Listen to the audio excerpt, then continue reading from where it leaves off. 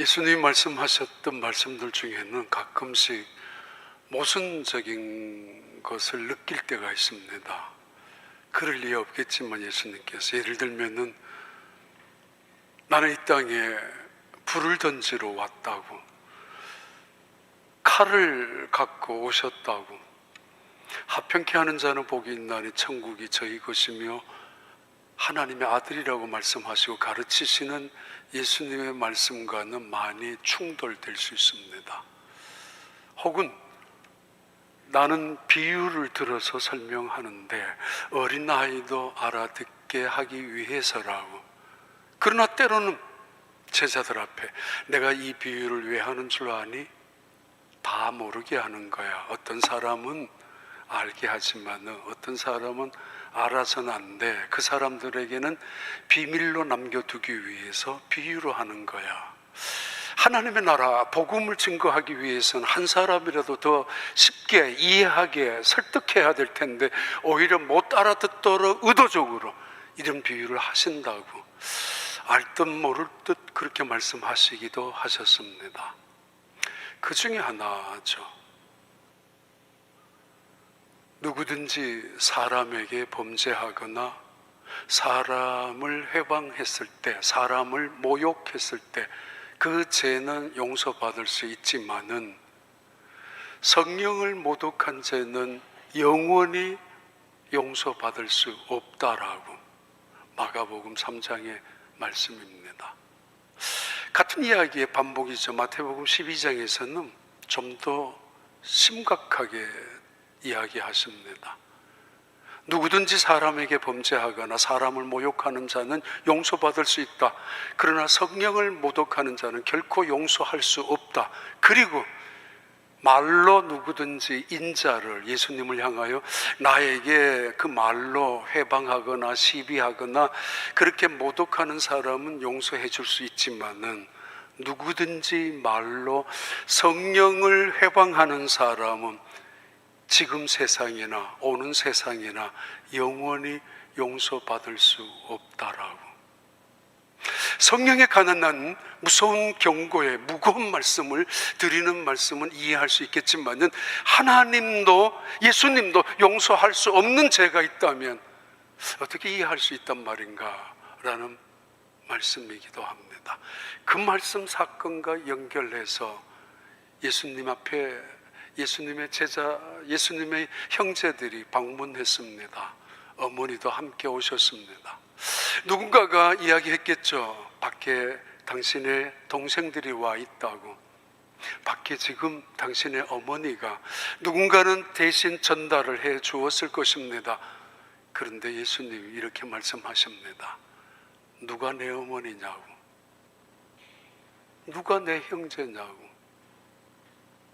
문제를 제기하게 되는 첫 번째 주제입니다. 어떻게 보면 가정에 대한 외면, 가족에 대한 외면, 아주 분위기가 싸해질 만큼 일순간에, 아니 예수님이 저렇게 말씀하실 수 있단 말인가? 30년 동안이나 키워주었던 어머니를 향하여 누가 내 어머니란 말인가? 더 나아가서는 가정에 대한 외면 이상의 가정에 대한, 가족에 대한 무시와 가정이라는 개념을 무너뜨리고 있는 의도적인 말씀이 아닐까라는 생각을 가질 수도 있습니다. 이 성령의 사건과 가족의 이야기가 맞물려서 누가복음 8장에 또는 공간복음서에는 같이 언급되고 있습니다. 누가 내 형제란 말인가? 얼마나 속상했을까요? 밖에서 들었던 형제들이 그리고 얼마나 야속했을까요? 어머니가 실망했을까요? 누가 내 어머니라고? 그래도 육신으로 내 몸에서 태어나게 한 자식인데 아무리 자기가 신의 아들이라 할지라도 어떻게 저런 말을, 그것도 남들 앞에서, 도대체 무슨 의미로 이런 말씀을 하신단 말인가? 그것이 오늘 본문의 중심 주제이고 문제 제기입니다. 가끔씩 장례 예배를 합니다.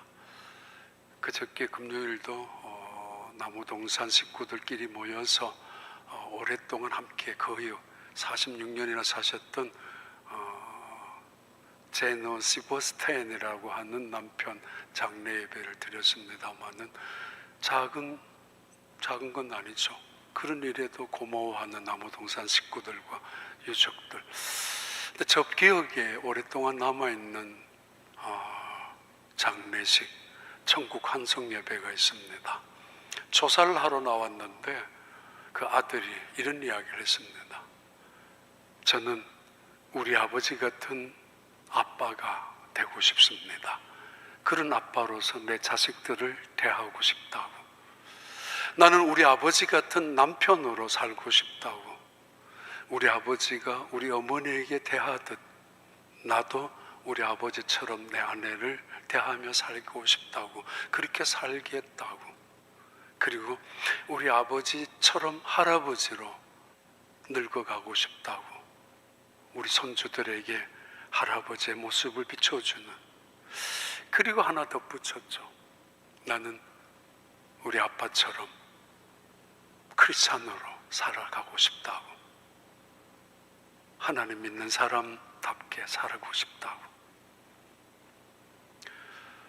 우리 이미 몇 주 지났습니다. 그래서 조금 마음이 안정될 것 같아서, 또 우리 장로님도 이제 떠나가셨기 때문에 우리 강창호 장로님 따님 몇 주 전에 달라스에서 총기 사고를 당해서 우리 장로님의 딸 그리고 사위 또 손주로 잃었습니다. 그날 우리 교인들 많이 올라오셨고 또 같이 예배 참석하셔서 목요일 저녁 예배 시간에 지나가도 됩니다. 목요일 저녁 안에 지나가도 된다니까. 목요일 저녁에 우리 장로님이 예배 시간에 올라오셔서 이렇게 하셨습니다. 내 사랑하는 사위, 이제 규성이, 규성아, 그리고 손주, 또 딸 이름을 부르셨습니다. 그리고는 목이 메서 그 다음 말을 못 하셨죠. 그리고 간신히 사랑한다. 그리고는 그냥 내려오셨어요. 이해할 수 없는 일들이죠. 그런 창변은 우리 가까이에서 도저히 받아들일 수 없는 아픔이었지만은 장로님은 그 목요일 저녁 예배 시간에 그렇게 그 많은 조객들 앞에서 부르짖으셨습니다. 신령아 그러면서. 그리고는 내려오셨는데 그게 가족입니다. 그게 가족이에요. 가족이란 아픔과 고통과 슬픔, 그리고 그 가족 속에서 내 자식이란 말입니다. 근데 예수님께서 말씀합니다. 누가 내 형제냐고, 누가 내 어머니냐고. 찾아오셨다고 이야기 들으면은 벌떡 일어나서 군중들이 아무리 많다 할지라도 밖으로 나가서 반갑게 따뜻하게 인사라도 해야 되지 않습니까? 어머니 오셨냐고, 이리로 들어오시라고. 아니 아는 척이라도 그 동생들에게 한마디 해야 되지 않겠습니까? 그런데 나오는 기는커녕 인사하기는커녕 안에서 앉아서 그대로 누가 내 어머니인데 라고 말씀으로 오늘 본문 속에서는 그 이야기가 시작이 됩니다. 어떻게 이런 일이 있을 수 있을까? 프랜시스 셰퍼라는 아주 유명한 패밀리 닥터 또는 패밀리 카운셀링을 함께하는 그 아내 에디스 셰퍼도 같이 하는 그분들은 언제나 가정을 이렇게 표현합니다. 이 세상에서 가장 아름다운 모빌이라고, 모빌 아트라고, 움직이는 예술이고 창조적인 예술이고, 그리고 그 가장 아름다운 예술 그것을 가정이라고 정의를 내렸습니다. 예술 작품처럼 때로는 재능도, 은사도, 때로는 기술도, 때로는 섬세한 배려도, 그리고 때로는 큰 그림도 그려나가는 그런 아트, 예술의 총집합 모빌이라고 그렇게 말합니다. 폭우 속에서도, 폭풍우 속에서도 은신할 수 있는 은신처고, 비로소 온 세상에 피난처가 없는 곳에서도 피난처가 될 수 있는 안식처가 되는, 말씀드렸던 메누카 같은 곳이 가정이라고. 그런데 예수님께서는 그 가정을 무시하는 듯이 말씀하고 있습니다. 마태복음 12장 46절 48절입니다. 예수께서 무리에게 말씀하실 때 그의 어머니와 동생들이 예수께 말하려고 밖에 섰더니 한 사람이 예수께 여짜오되 보소서 당신의 어머니와 동생들이 당신께 말하려고 밖에 서 있나이다 하니 말하던 사람에게 대답하여 이르시되 누가 내 어머니이며 내 동생들이냐 하시고. 이런 말씀으로 시작하는 오늘 본문의 이야기는 얼핏 들으면은 흔히 말하는 세상에서 교인들은 조상을 섬기지 않는다라는 이야기와 연결시킬 수 있습니다. 제사를 지내지 않는 교인들을 보면서 불효자라고까지 초창기에서는 그렇게까지 비난하기도 했었습니다. 그렇지 않습니다. 살아계실 때 잘해드려야 되고, 돌아가신 후에 있는 남은 자식들이 그분의 뜻을 잊어버리지 아니하고 그분의 은혜를 기억하고, 그리고 기도하며 살아가는, 믿음으로 살아가는 것이죠. 이 순간 이 예수님의 동생들은 어머니를 모시고 예수님께 왜 찾아왔었을까? 첫 번째 질문입니다. 왜 예수님의 제자들, 예수님의 동생들이 찾아왔었을까? 지금 예수님은 공생애를 시작하시면서 마침내 그분이 말씀하시면은 안진뱅이가 일어났었고, 그분이 손을 대시면은 소경이 보게 되었고, 그분이 손을 귀에다가 대시면은 귀가 뚫리고 벙어리가 말을 하게 되었습니다. 모두가 깜짝깜짝 놀랍니다. 지금까지 시각장애인이 눈을 뜨게 되었고 벙어리가 말하게 되었다는 사실은 지금까지 들어본 적이 없었던 이 민족 앞에서, 그 백성들 사이에서 예수님이 그런 사건을, 그런 기적을 이룩하고 있다는 사실 앞에서 그들은 놀랐습니다. 그리고 그들은 하나님의 말씀 앞에서 귀를 기울이기 시작합니다. 서기관들의 파내받기 듯한 그 이야기 따위에 수도 없이 들어왔지만은 한 번도 위로받기는커녕, 한 번 더 은혜 받기는커녕 오히려 가슴 속에 무거운 돌만 갖고 있었던 서기관들의 설교, 아니 제사장들과 그리고 바리새인들의 그 위선적이고 거짓투성이었던 그 설교를 들으면서 그들은 언제나 무거운 발걸음으로 집으로 돌아갈 수밖에 없었습니다. 그런데 지금 그들 앞에서 말씀하시는 예수님의 말씀은 그들의 마음속에 위로가 되었고, 아니 단순한 위로가 아니라 희망이 되었고, 내일이라는 것은 기대조차 할 수 없었던 가난하고 소외된 그들에게 뭔가 내일에 대한 기대감을 갖게 해주시는 말씀이었습니다. 아니 천국에 대한 영원한 영생에 대한 말씀을 들으면서 그들은 기쁨을 얻기 시작합니다. 우리는 가난해도 저주받은 사람이 아니고, 우리는 소외되었다도 불쌍한 인간으로 살아가는 것이 아니라는 사실 앞에서 어느 날 그날 또 아침 일찍부터 모여들었습니다. 병을 고치기 위하여, 병 고치는 현장을 목격하기 위하여, 하나님의 영광 기적을 보고 싶어서, 아니 그리고 그들은 꾸역꾸역, 아니 열심으로 한 발자국이라도 더 가까이 몸을 기울여 가면서 조금이라도 더 하나의 말씀도 떨어뜨리고 싶지 않아서 더 가까이 기울여서 예수님 말씀을 듣고 싶었습니다. 그래서 모여들었습니다. 그 군중들 사이를 비집고 한 사람도 더 그 말씀 앞을 가슴에 담으려고, 그 말씀을 붙잡으려고, 들어보지 못했던 하나님의 같은 말씀의 선포를 놓치지 않으려고 귀를 기울이고 있었던 그때입니다. 예수님의 동생들이 찾아왔습니다. 군중들이 너무 많아서 들어갈 수가 없어 밖에 있었겠죠. 근데 밖에 어슬렁거리는 또 다른 사람들의 무리도 있었는데 서기관들, 바리새인들, 제사장들도 그 무리들도 밖에서 어슬렁어슬렁 거리고 있었습니다. 언제나 가까운 곳은 소중한 것들이 있는 거 아닙니까? 근데 우리는 가까운 것일수록, 가까이 있는 것일수록 무시할 때가 많습니다. 어리석은 짓이고 미련한 짓이죠. 떠나간 다음에 후회하고 없어진 다음에 가슴을 치고 울기도 하죠.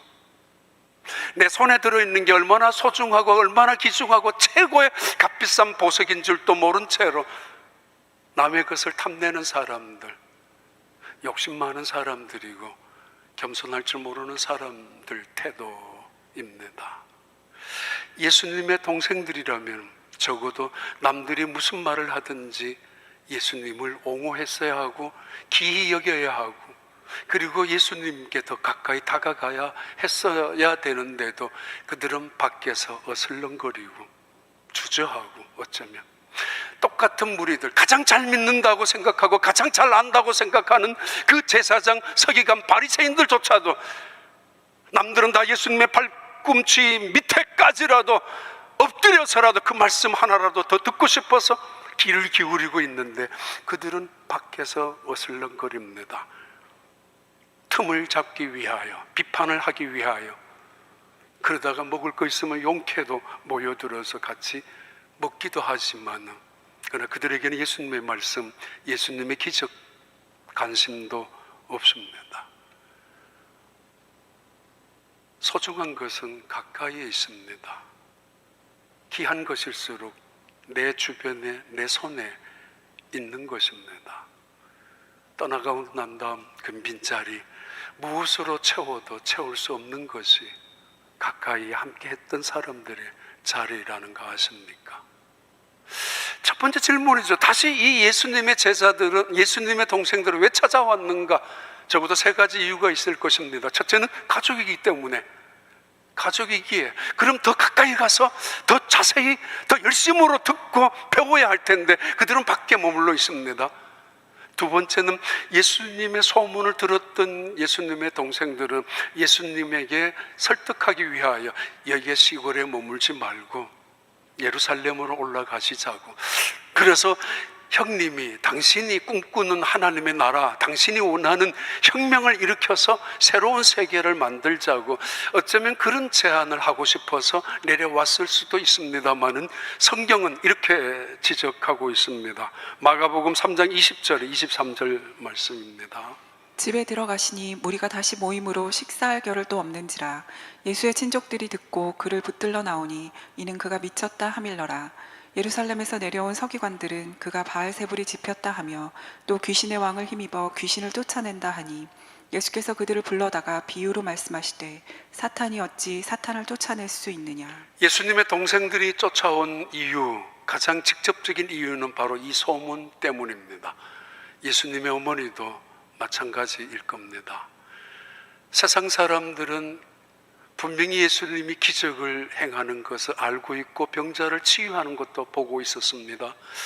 그리고 하나님의 말씀을 선포하는 것을 듣고 감동했습니다.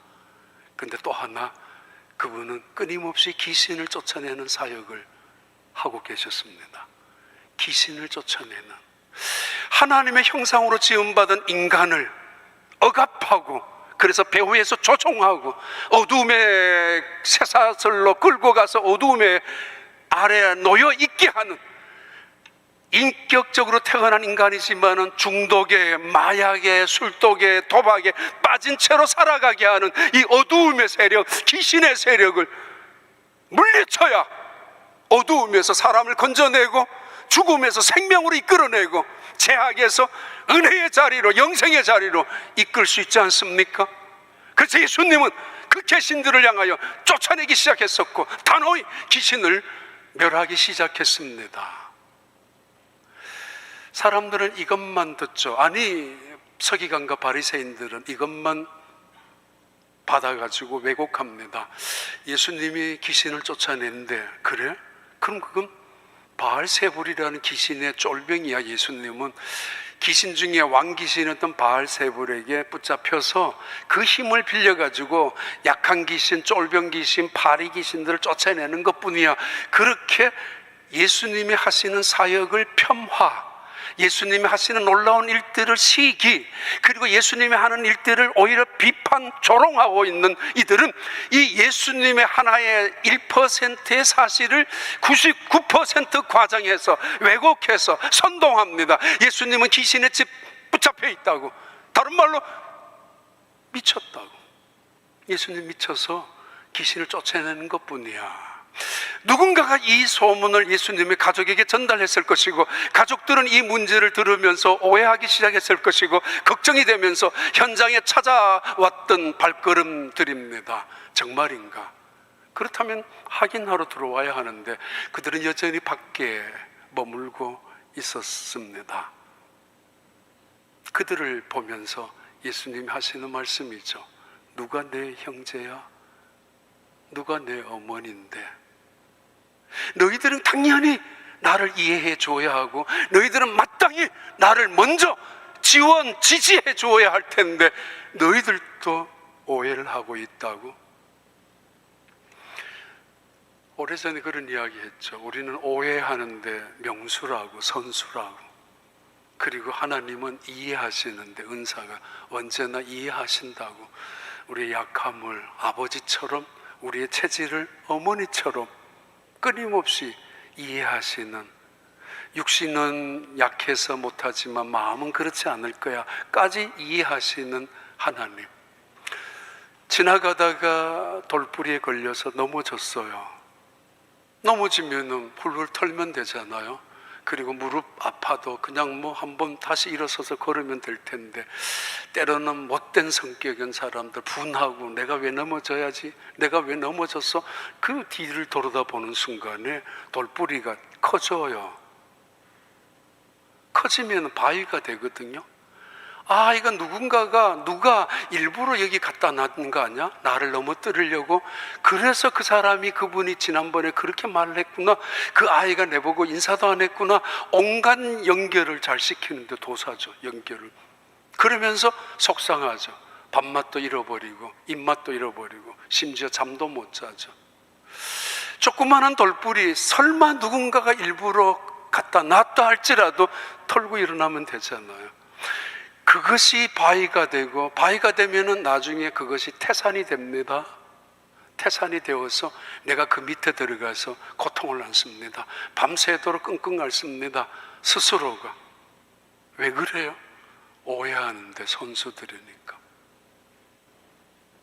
병을 누가 만들어요? 우리가 만들죠. 우리 스스로가 병을 만들고, 우리 스스로가 그 병을 키워나가고, 결국은 그 병 때문에 죽는 게 우리 스스로가 그렇게 하는 거잖아요. 오해라는 거예요. 하나님은 그런 우리들을 향하여 언제나 이해하시고 품어주시는, 온 세상이 다 예수님을 향하여 미쳤다 할지라도, 했다 할지라도 이들은 그런 말을 해서는 안 되는 사람들이었습니다. 왜냐하면 가족이기 때문입니다. 1862년 남북전쟁 당시에 북쪽의 연합군, 남쪽 동맹군, 북쪽의 연합군이 15,000명, 남쪽의 동맹군이 5,000명, 약 2만여 명이나 사상자가 내었던 가장 큰 전투가 버지니아에서 강을 사이에 두고 있었던 전쟁이었습니다. 매일 죽어가는 전투 속에서 어느 날 밤하늘에 아마 달이 비쳤겠죠. 북쪽 연합군 중에 한 명이 하모니카로 연주를 하기 시작했습니다. 그 연주 소리가 조용한 밤하늘에 퍼지면서, 울려 퍼지면서 막사 안에 있는 모든 군사들이, 강 저편에 있는 남쪽의 동맹군도 울기 시작하고, 함께 있는 막사의 모든 병사들이 눈물을 흘리기 시작했습니다. 그 유명한 즐거운 곳에서는 날 오라 하여도, 그 노래, 동요 노래, 홈 스윗 홈이라는 존 하워드 페인이라는 사람이 지은 귀한 노래입니다. 이분이 미국에서 살다가, 뉴욕에서 살다가, 롱아일랜드 살다가 영국 런던에 가서 연극 생활도 하고 극작가 생활도 하고 하다가 나중에는 아프리카 티니지에 1851년에 가서 미국 영사로 가서 일하다가 1852년에 아프리카 티니지 한 골목에서 쓰러진 채 발견이 되고 죽어갔습니다. 그가 돌아가시기 전 한 달 전에 남긴 편지입니다. 1851년 3월 3월에 친구에게 보낸 편지입니다.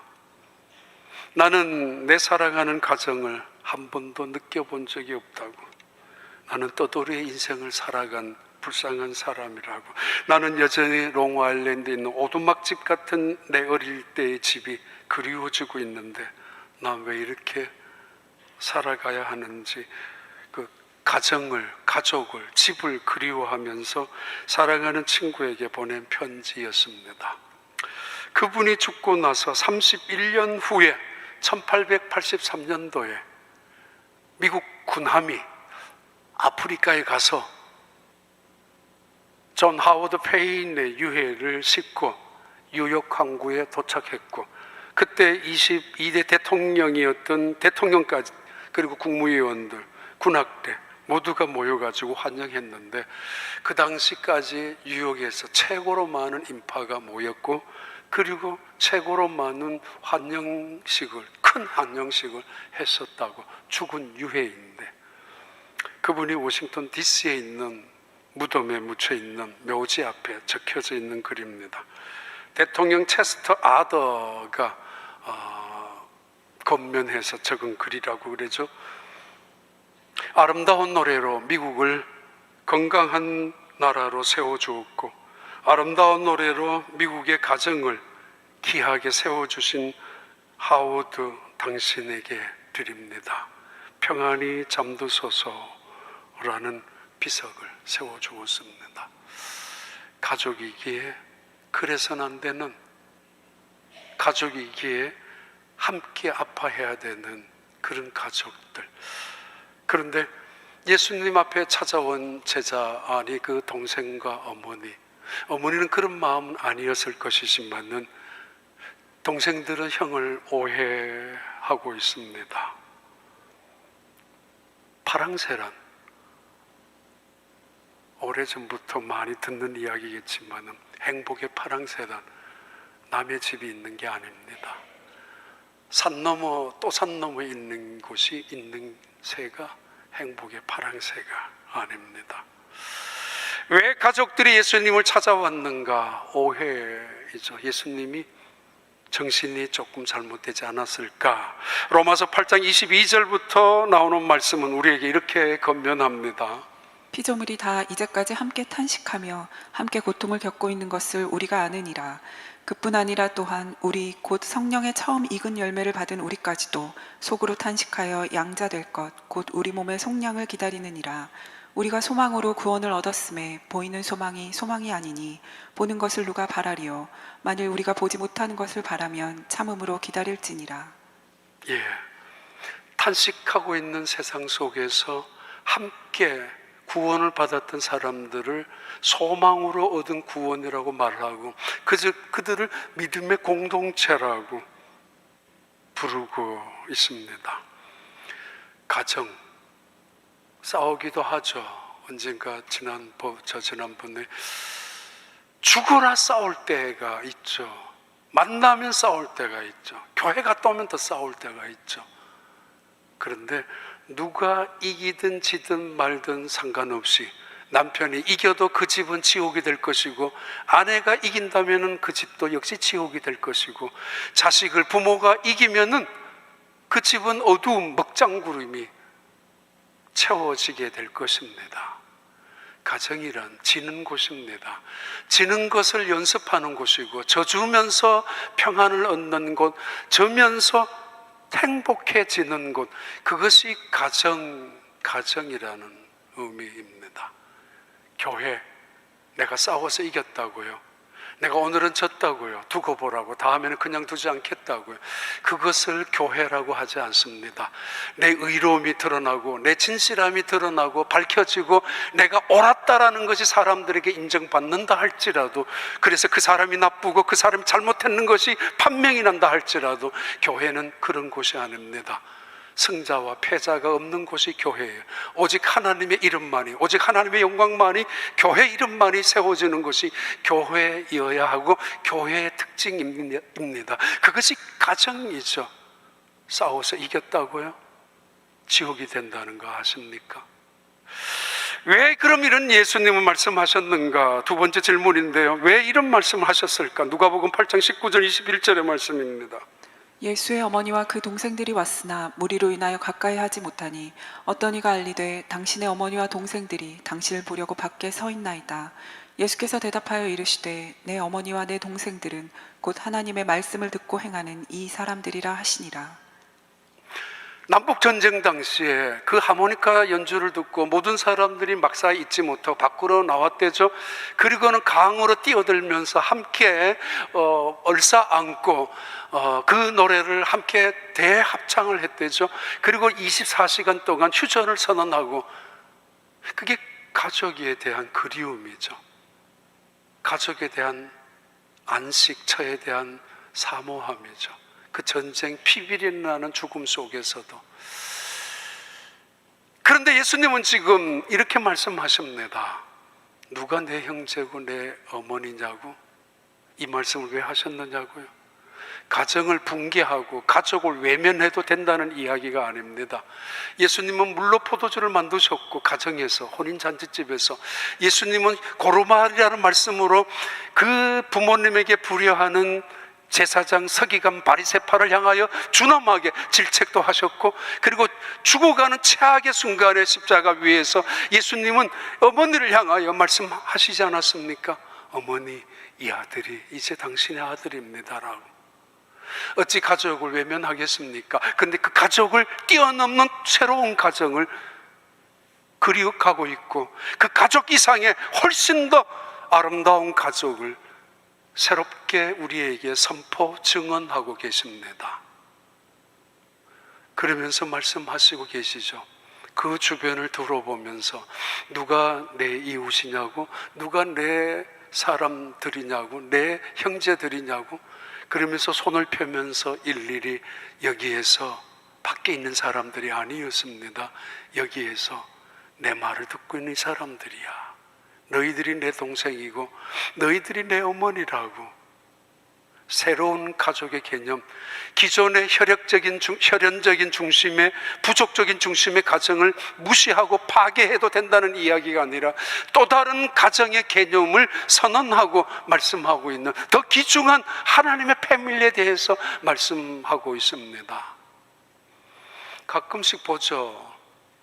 로얄 패밀리, 영국 왕실에 대한 이야기 자주 듣기도 하죠. 다이내스티 패밀리라고. 그 고대 오래된 황제들의 그 가문의 다이내스티, 그 패밀리들, 유럽의 귀족들, 노블리스 패밀리들, 왕족의 혈통이, 귀족의 혈통이 또는 가문의 혈통이 이어지는 패밀리. 조폭을 영어로 갱스터라고 하고 갱스터 패밀리라고 부릅니다. 조폭들도 패밀리라고. 미국에서 최초의 조폭, 가장 유명한 조폭들 파이브 패밀리스라고 불렀대죠. 갱스터 패밀리 중에서 5가정이 시작했다고. 자기들끼리는 목숨을 걸고 피로 맺은 혈연적인 가족은 아니지만 하나님의 패밀리, 가스 패밀리 새롭게 선언하고 있고, 예수 그리스도 안에서 있는 하나님의 자녀들의 패밀리를, 새로운 세계를 바라보면서 증언하고 있는, 선포하고 있는 말씀입니다. 반대로 사탄의 패밀리도 있습니다. 아주 오래전에 1991년도에 일어난 출판한 책인데, 그 책 제목이 잊혀진 마을, 그 마을의 이야기입니다. 김요성 목사님이 독일에서 15년 공부하다가 한국으로 건너와서 신학교 교수를 하다가 영적인 갈망, 갈증 때문에 목회를 하기를 원하다가 누군가가 소개해 준 교회로 목회하러 가셨습니다. 그 교회가 바로 전라남도 소록도에 있었던 나한자들, 그분들이 시간이 지나면서 음성으로 판명이 되고 그러면서 정상적인 생활을 하기 위해서 소록도라는 섬에서 나와서 따로 그분들끼리 모여 있는 동네가 있는데 그 동네 이름을 영호마을이라고 합니다. 어젯밤에 그 책을 다시 찾아서 챕터마다 정말 감동적인 이야기입니다.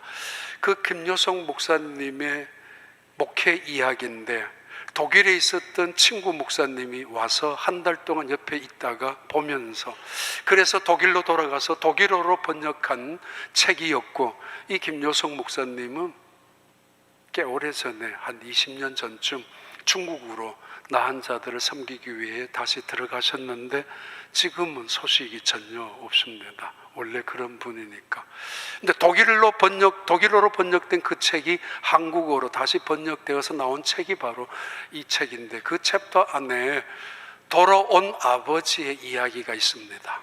그 아버지가 8남매를 키우셨는데 어느 날 넷째 아들, 국민학교 다니는 넷째 아들이 한센스 병, 바로 나한자 병에 걸렸습니다.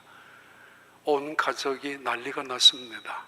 시시했지만은 감추어 두었지만 동네가 소문이 나고 속내가 뒤집혀집니다. 쫓아내려고, 전염될까봐 몰랐으니까. 할 수 없이 그 아버지는 이 아들, 국민학교 학생 밖에 안 되는 근선이죠, 데리고 산으로 올라갔습니다. 그냥 떠밀어서 죽게 하려고. 뒤따라오는 그 아이 연신 뒤를 보면서 멈칫멈칫 보지만 가슴이 얼마나 두근거렸을까, 얼마나 괴로웠을까. 아버지가 자기 자식을 죽여야 하는, 그리고 그 자기 자식이 그런 병에 걸렸다는 사실 앞에서 한참 올라가서 이 아이를 밀까 말까 주저하는 순간 이 아이가 아빠한테 그랬대요. 아버지, 전 괜찮아요, 죽어도. 그런 아들을 가슴에 풀어 안고 도저히 너를 죽일 수 없다고, 그래서 같이 떨어지려고 하는 순간 이 아들이 다시 이야기했대죠. 아버지, 나 혼자만 죽어도 돼. 아빠는 살아야 되고 형들도 있고 가족들도 있는데 안 된다고.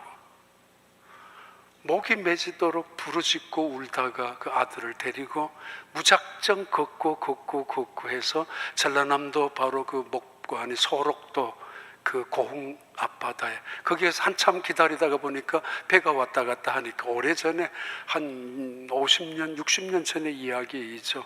그 배를 태워서 소록도에 보냈습니다. 소록도에는 교회가 2개가 있잖아요. 가봤습니다.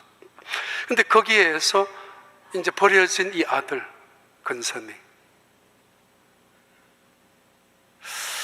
40년이 지난 어느 날 아버지가 자기 아내가 돌아가시고 난 다음 갈 곳이 없어서 맏아들 집에 찾아갔죠.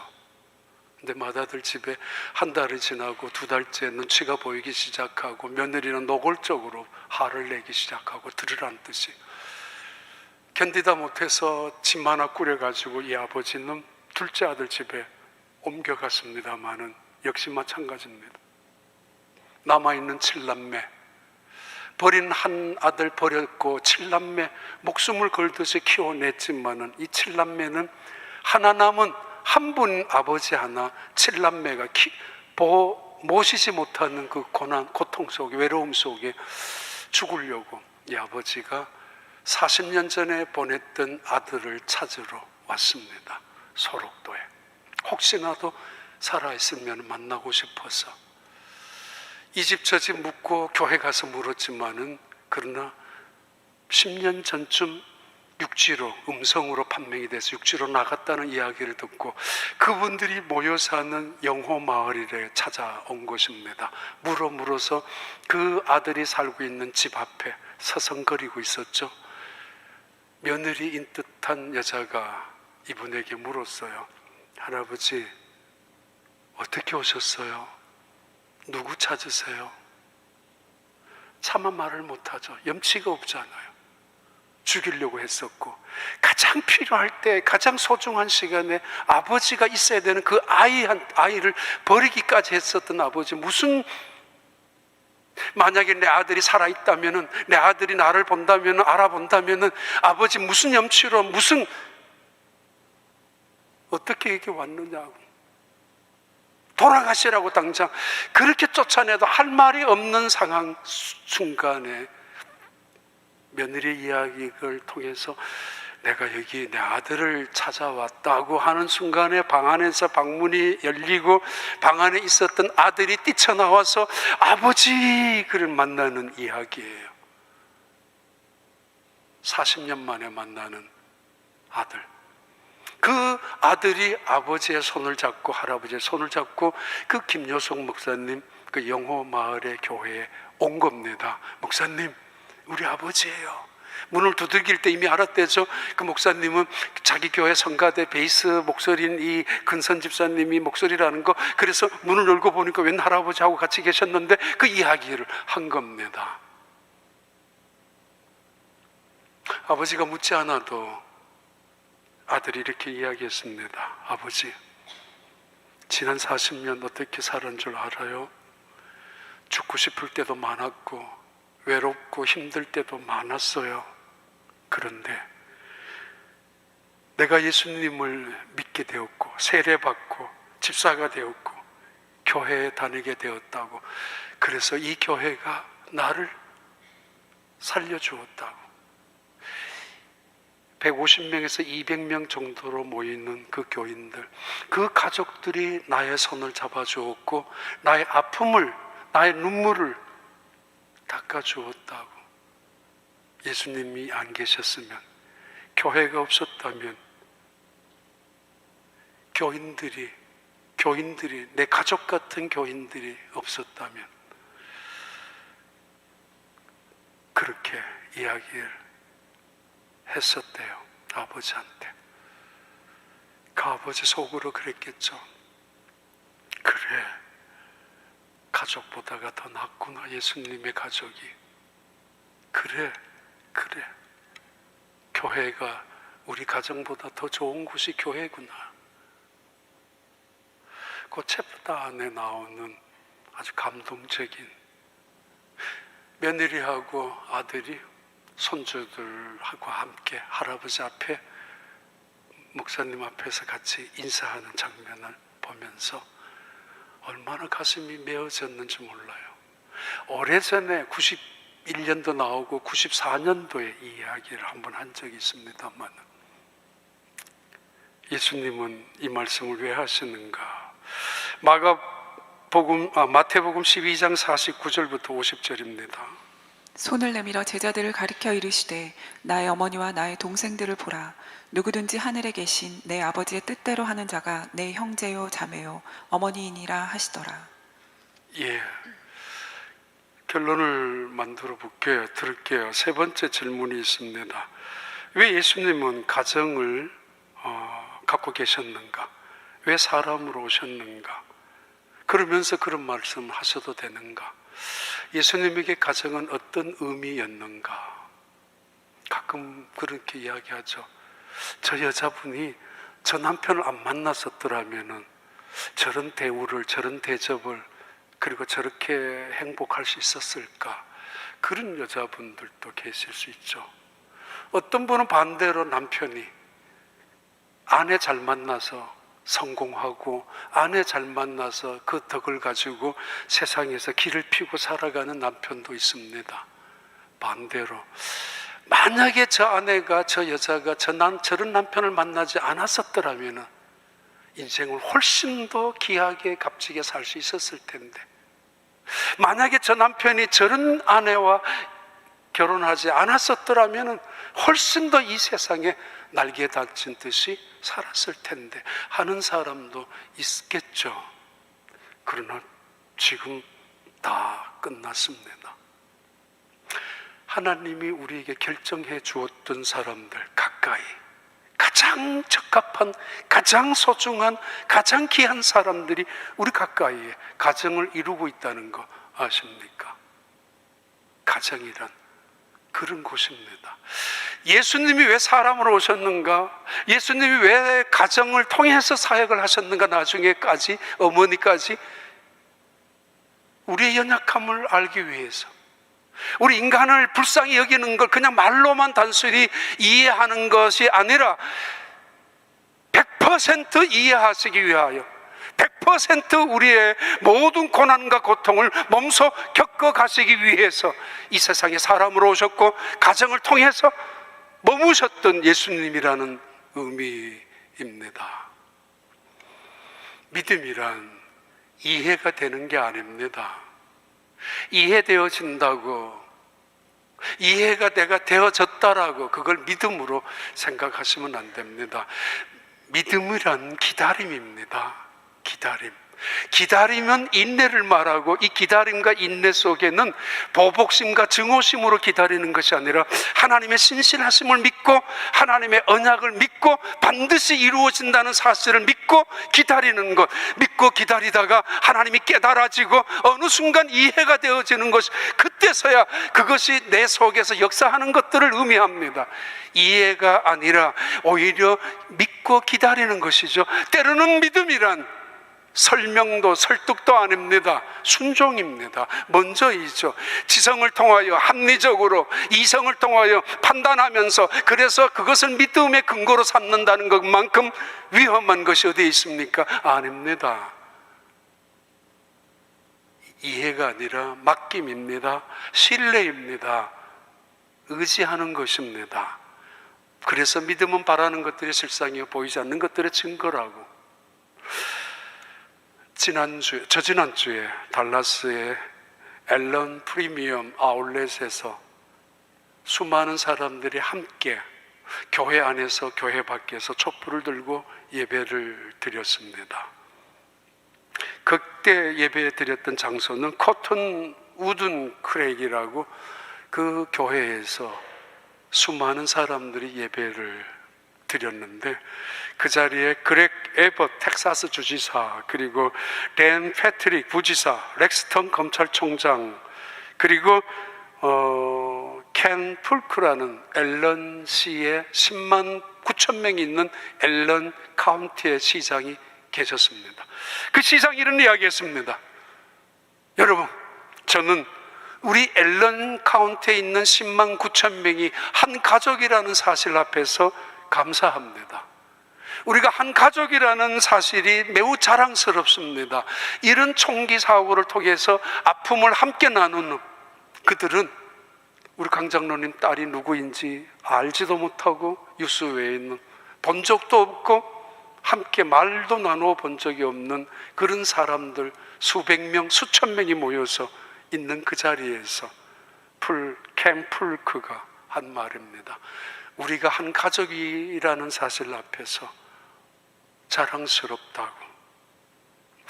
코든우드 크릭 교회에 그레마 골딩이라는 박사가 이렇게 설교를 했습니다.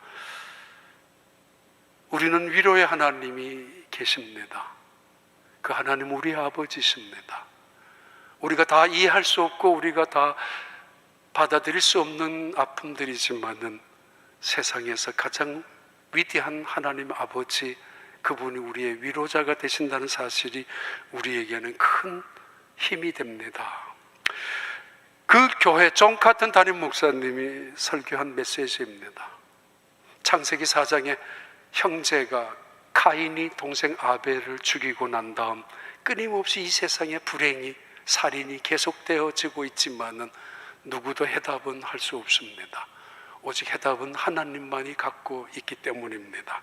그러나 우리는 이해하려고 설명한들, 설득을 한들 우리가 받아들이겠습니까? 아니, 그렇다고 그게 믿음이 되겠습니까? 언제인가 우리에게는 하나님의 나라에 갈 수 있다는 사실은 우리에게 큰 희망 그리고 소망이 됩니다. 그래요. 벌써 LA에서 폭동이 일어났을 때 킹이라는 흑인 재판에 무죄가 경찰이 되면서 경찰들이 무죄 석방이 로드니 킹 사건 때, 아니 가만히 있었던 한인들의 가게들이 불태워지고 한인들 가게마다 약탈이 되어지고 불타는 장면, 약탈당하는 가게 장면들 TV를 통해서 뉴스를 보면서 우리 한인들이 그렇게도 잘못했단 말인가, 한인들의 타인들의 불바다가 되는 거, 그 가게를 지키려고 그 흑인들이나 뭐 남미 사람들과 싸우는 것을 보면서 가슴이 얼마나 메어졌는지 몰라요. 우리가 그렇게 만만한 민족인가? 우리가 그렇게 잘못했단 말인가? 아니면은 왜 우리가 이렇게 희생자처럼 피해자로 살아가야 하는가? 우리는 왜 가장 근면하게 가장 열심으로 가정을 지키고 자식을 키워나가는 우리 특히 아시아인들 중에서 한국 사람들에게 왜 이 피해자 모습으로 뉴욕에서도 달라스에서도 아틀란타에서도 왜 우리 아시아인들이 이 피해자로 슬픔을 당하고 그러면서도 소리 한 번 내지 못하고 목소리를 죽여가면서 살아가야 되는가? 가슴 아프죠.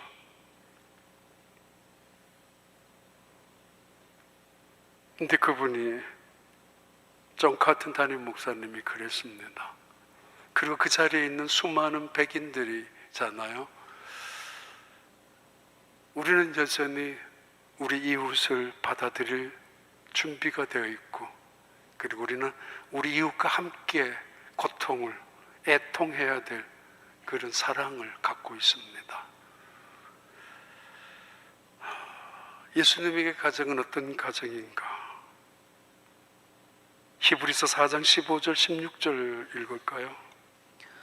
우리에게 있는 대제사장은 우리의 연약함을 동정하지 못하실 리가 아니요 모든 일에 우리와 똑같이 시험을 받으시니로되 죄는 없으시니라. 그러므로 우리는 긍휼하심을 받고 때를 따라 돕는 은혜를 얻기 위하여 은혜의 보좌 앞에 담대히 나아갈 것이니라. 기도하겠습니다. 은혜로우신 하나님, 이 땅의 이민자로 살아가는 아픔도 있고 서러움도 있습니다. 그러나 하나님과 동행하는 기쁨도 축복도 있사오니 이 믿음 흐트러지지 않고 끝까지 승리하는 하나님의 사람들 되게 하시고, 우리의 가정들마다 아픔들마다 또는 고통들마다 지금은 받아들일 수 없는 일들이지만은 언제인가 주님 앞에 섰을 때 오히려 영광스러운 모습으로 만날 것을 기대하는 우리 모든 믿음의 사람들이 되게 하여 주시옵소서.